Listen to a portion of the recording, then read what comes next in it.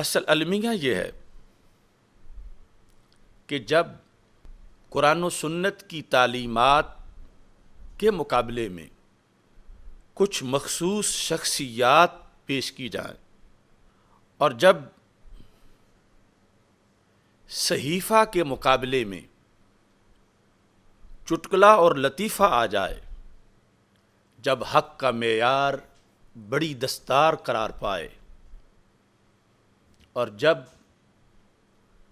دینی قواعد پر دنیاوی فوائد غالب آنے لگیں، تو اس وقت منبر و محراب، اصحاب جبہ و دستار اور مسند ارشاد پر بیٹھنے والوں کی ذمہ داریاں پہلے سے بھی کہیں زیادہ ہو جاتی ہیں۔ جب معاشرے میں ما قالا کو نہ دیکھا جائے بلکہ من قالا کو ترجیح دی جائے، جب توفیق سے تدحیق ٹکرا رہی ہو اور جب برہان کا جواب بہتان سے دیا جا رہا ہو، تو اس زمانے میں یقین اور ایمان کی فصلوں پر بجلیوں کے گرنے کے بڑے خطرات بڑھ جاتے ہیں۔ جس وقت کہ نصابوں میں کچھ اور ہے اور عالی جنابوں کے پاس کچھ اور ہے، جب خطابوں اور کتابوں کا آپس میں ٹکراؤ ہو جائے، صدائے محراب اور محفل کتاب آپس میں مخالف ہو جائیں، تو اس زمانے میں نسل نو کی رہنمائی بہت مشکل ہو جاتی ہے۔ ہمیں بزرگوں کے اعتقاد اور بزرگوں کی اولاد کے درمیان ایک خلیج نظر آئے الا ماشاء اللہ،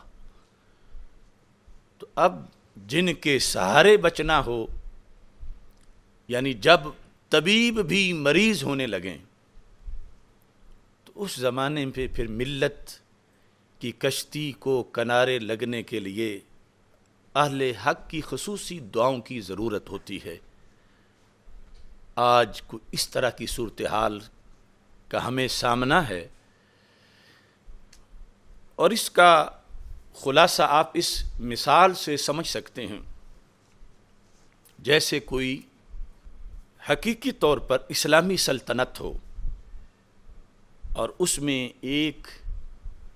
تھانے کے اندر جو تھانے دار ہے، اس نے اپنے سپاہیوں کو اس ڈیوٹی پہ لگایا ہو کہ تم نے ڈاکو پکڑنے ہیں، چوری نہیں ہونے دینی، جان ہتھیلی پہ رکھ کر بھی تم نے پہرا دینا ہے کہ کہیں کوئی واردات نہ ہو جائے، اور سپاہی پوری طرح مسلح ہو کر جان ہتھیلی پہ رکھ کے کسی ڈاکو کو پکڑ لیں کہ جس سے پورا معاشرہ تنگ تھا، اور اس کو جب وہ سپاہی گرفتار کر لے اور سارے علاقے کے لوگ اسے دعائیں دے رہے ہوں کہ کتنا اچھا یہ سپاہی ہے اور اس کا کتنا اچھا کردار ہے کہ اس نے فلاں بدنام زمانہ ڈاکو جو تھا اس سے ہمیں نجات دلائی ہے، مگر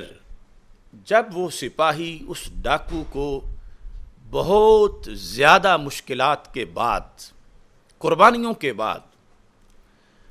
اپنی جان کو ہتھیلی پہ رکھ کے اور اس ڈاکو کے کئی گماشتوں سے ضربیں کھا کے اس کو پکڑ کے وہ تھانے میں لے آئے، تو تھانے دار اس کو فوراً رہا کر دے، الٹا اس سپاہی کو ناراض ہونا شروع کر دے کہ تم نے اسے کیوں پکڑا، اور اس سپاہی کے خلاف ایف آئی آر کاٹنا یہ عمل شروع ہو جائے، اور وہ جو مجرم تھا اس کو اعزاز کے ساتھ پھر اسی ماحول میں چھوڑ دیا جائے، تو اس سپاہی کے دل پہ کیا بیتے گی؟ اور اس معاشرے کے لوگوں پر کیا بیتے گی کہ جو شکر کر رہے تھے کہ ڈاکو پکڑا گیا، جو شکر کر رہے تھے کہ اب ہمارے مال محفوظ رہیں گے، جنہیں یہ امید تھی کہ اس ڈاکو کو پکڑنے والے کو اعزاز ملے گا، ایوارڈ ملے گا، لیکن جب انہیں پتہ چلا کہ جو مجرم کو پکڑنے والا ایک ہیرو تھا، سپاہی جس نے جان جوکھم میں ڈال کے یہ کام کیا، اسے ہی مجرم قرار دے دیا گیا ہے کہ جب اس تھانے دار نے بھیجا تھا اس وقت اس کے نظریات اور تھے، اس کے تعلقات اور تھے، اور جب یہ اتنی کوشش کے بعد پتہ نہیں کتنا وقت لگا، اب واپسی پر اس تھانے دار کا مزاج ہی بدل چکا ہے، وہ اس ڈاکو کو ڈاکو سمجھتا ہی نہیں کہ جس سے زمانہ تنگ تھا۔ تو آج اس طرح کی صورتحال کا ہمیں سامنا ہے کہ تھانے دار کے نزدیک ڈاکو ڈاکو نہیں رہا، وہ گامے شاہ جو سواریاں اتارتے ہیں داتا صاحب رحمۃ اللہ علیہ کے نام پہ بٹھا کر، ان کا جرم نہیں رہا، بلکہ وہ قابل اعزاز قرار پائے ہیں، اور جس نے اتنی دیر کھوج لگا کے ان کے سامنے بند باندھا تھا، پھر